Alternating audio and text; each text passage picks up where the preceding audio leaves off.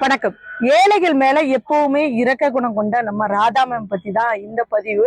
எப்பவுமே சாலை ஒரு குழந்தைகளா இருந்தாலும் சரி, பெரியவங்களா இருந்தாலும் சரி, என்ன உதவி கேட்டாலும் என்னால முடிஞ்சதை செய்யறேன்னு கமாண்டு, என்ன வீடியோ போட்டாலும் கமாண்டு நம்ம ராதா மேடத்தோட குடும்பத்துல இருந்தும் அவங்க வாயில இருந்தும் வரும். ரொம்ப ரொம்ப நன்றி. சாலை ஓரத்துல இருக்க அம்மாக்களுக்கும் அதே போல துப்புரவு பணியாளர்களுக்கு உதவி வேணும்னு கேட்டிருந்தேன். மேடம் உடனடியா பணம் அனுப்பி கரும்போடி எல்லாருக்கும் வாங்கி கொடுங்க அப்படின்னு ஆர்டர் போட்டிருக்காங்க.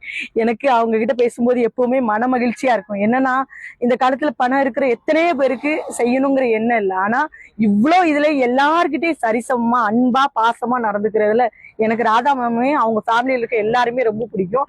ராதா மேம் ரொம்ப ரொம்ப நன்றி. நீங்க 100 வருஷம் நோய் நொடி இல்லாம நல்லா இருக்கணும். உங்க பிசினஸ் இன்னும் பல கோடி நீங்க சம்பாதிச்சு ஏழை மக்களுக்கு தொடர்ந்து உதவி பண்ணிட்டே இருக்கணும் அப்படிங்கிறத நான் கடவுளை வேண்டிக்கிறேன். சிவாய நம்ம அப்படியே நான் எடுத்த புடவையும் பாத்துருங்க.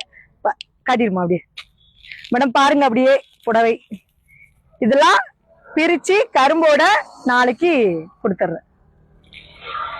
அப்படியே காட்டிடுங்க, காட்டிருங்க அப்படியே லாஸ்ட் வரைக்கும். Okay Radha ma'am, thank you. ரொம்ப ரொம்ப நன்றி. சிவாய நம்ம.